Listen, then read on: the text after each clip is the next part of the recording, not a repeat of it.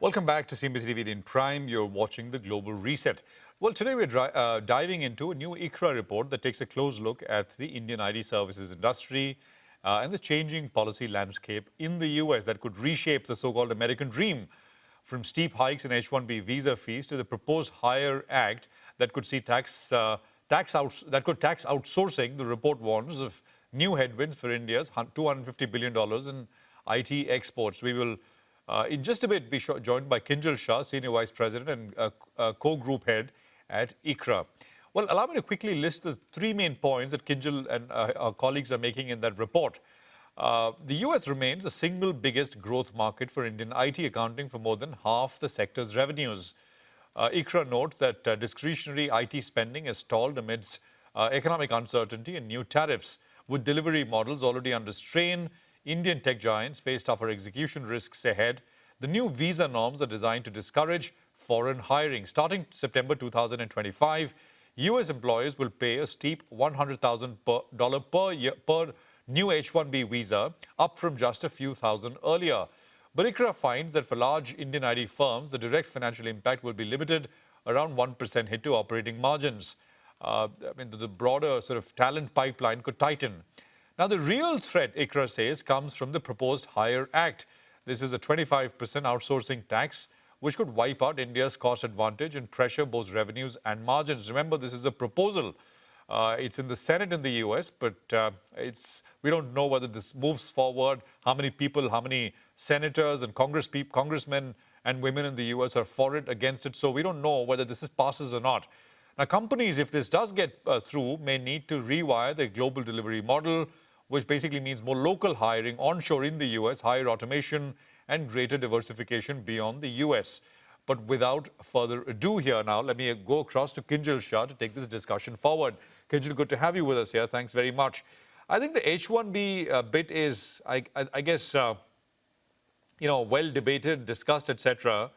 And everyone has had some time to go through it. By the way, just as an aside, we had a statement from NVIDIA's Jensen Huang, who said, well, we'll continue to get people on H-1B no matter the $100,000 cost. So for large American corporations, I guess talent is key because of all the technological advancements, innovation, etc., which is taking place, no matter the $100,000 cost. But the real issue is this Hire Act business, Kinjal.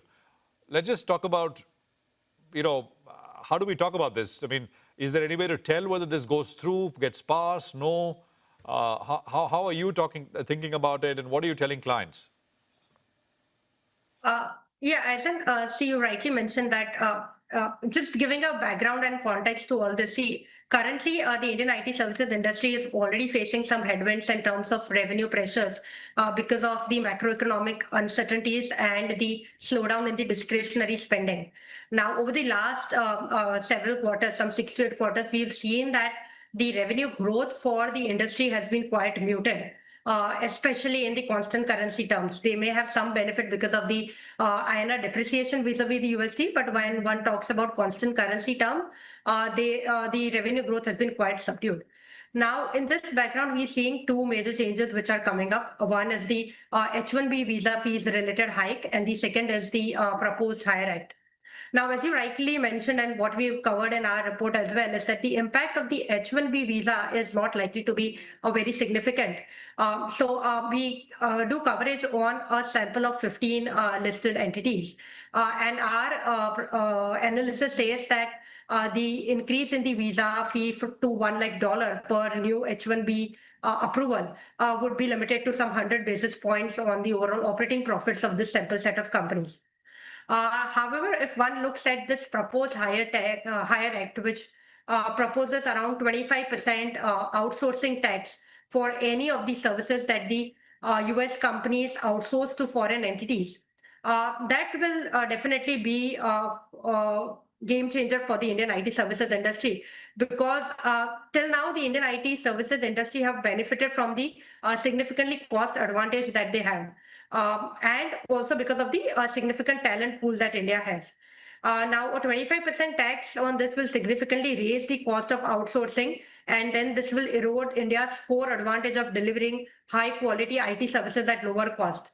As of now, there is no clarity on the current status about the overall when would the higher tax or higher act be implemented.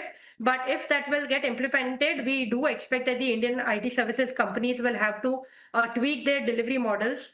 We're seeing a lot of focus on the global capability centers getting set up in India. But if this higher tax of 25% were to be levied on the GCCs as well, we will see some kind of a standstill on the overall expansion of these global capability centers. So we'll have to wait and watch until the overall higher act gets implemented. So, if you can use some numbers, say this 25% goes through. I mean, that's the only way to discuss this in terms of implications if this happens or not. One hopes it does not go through. But what is the sort of cost arbitrage right now between, say, something done here and something done in the US? If you can put this through the prism of some numbers, Kinjal. Sure. So let me give you a broader perspective. So see, for Indian companies, roughly 55% of the revenues is coming from the US market. And a part of this would be obviously an onshoring activity, and part of this would be offshoring activity. Now, if one were to look at the 25% tax which gets levied on the overall outsourcing activities for the US customers. Currently, the Indian IT services companies operate at an operating margin of somewhere around 20 to 23%. So to that extent, the operating margins would see some decline. I mean, 25% outsourcing tax on, say roughly, or the onshore offshoring breakup for the US market could be somewhere around 70-30. So if one were to say an additional 25% cost on that 70% of the onshoring, the outsourcing work which Indian companies do for the US market, that would be roughly an impact of, say, around maybe you can just take 70% into that 25% extra cost on the 55% share that we have. So that would be roughly, I think, limited to around some 4-5%. Okay, so you're saying 4 to 5, if the 25%, if takes effect, it's an operating profit margin hit of between 4 and 5% for Indian IT services firms. That's also if they have to fully bear the cost themselves. I mean, in such scenarios, we do see that there is a sharing of the costs which happen. So finally, one will have to see that how much of these costs get passed on to the customers and how much do the Indian IT services companies have to bear themselves. In a scenario where everything has to be borne by the Indian IT services companies, they are not able to change their delivery models. This could be the impact. But we've seen over the years that Indian IT services companies do adjust themselves to these kind of policies and regulations, and typically they do not get hit so much by these changes. So one will have to see how these delivery models finally pan out and how much of the cost increase these Indian IT services companies are able to finally pass it on to the customers. I see. I see. Got that. And we obviously talk about IT services, but the other big aspect is global capability centers, right? Delivery centers. Right. I mean, these are large American. I mean, in the case of for the purpose of this discussion, we're talking about US MNCs which have large operations in India, and there's been a booming area. The large ones are all already here.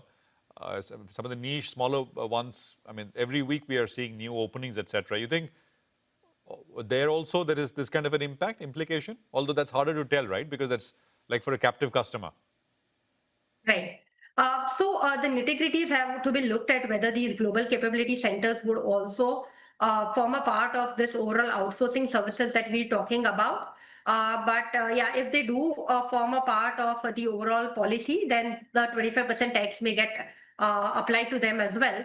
And most likely that is what we believe could happen. And that's why I mentioned initially that we do expect that the expansion via GCCs could face some standstill in case the 25% tax on outsourcing were to be levied.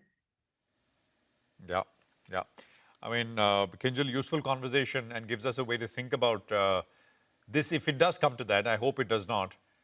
And not just this, but I hope some of the other stuff, which is tariffs, etc., also are resolved, and we move in a better direction, and hope that happens soon. Kinjal, thank you very much for joining us, though. Useful. Appreciate your time here on CNBC TV 18 Prime. Well, that's IT services companies in focus in India around, of course, fears of that HIRE Act in the US. It's a wrap on this edition of the Global Reset on CNBC TV 18 Prime. Stay tuned. More coming up in just a bit.